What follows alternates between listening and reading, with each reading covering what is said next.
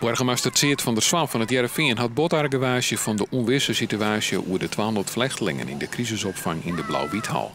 De vluchteling bleef hier ontwaasd, maar over het vervolg is nog heel geen duidelijkheid. Ik heb al veel contacten gehad met het COA op diverse niveaus. Men kan het mij niet zeggen. Men zegt ja, het is crisisnoodopvang. Wij weten het nu ook niet. U moet zich daar maar even mee redden. Wij kregen natuurlijk ook de bussen, ik heb het al eerder gezegd, zonder begeleiding van het COA. U moet zich voorstellen in een dubbeldeks-bus, 85 mensen, waaronder veel kinderen en 1 buschauffeur. En die toert dan door Nederland. Een andere bus die kwam 5 uur later uit Maasluispas in Heerenveen aan. Die kon de weg niet vinden. Ja, dat zijn toch toestanden die we in Nederland niet moeten hebben. Intussen werden er spontaan al je activiteiten betocht voor de vluchtelingen. De scouting komt del om de band te boetsen. Bij de Bronwacht ben ze te gast op de Jipendai. En bij de ongrazende hockeyclub Quickstick doen ze mij onder training.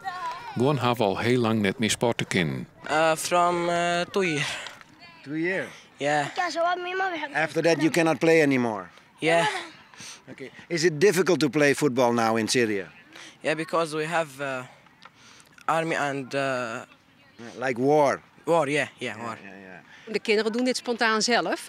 Dus wat dat betreft, we willen van alles ook wel voor die kinderen organiseren. Maar uiteindelijk is dat gewoon niet nodig. Een bal en wat hockeyballen en wat six is voldoende.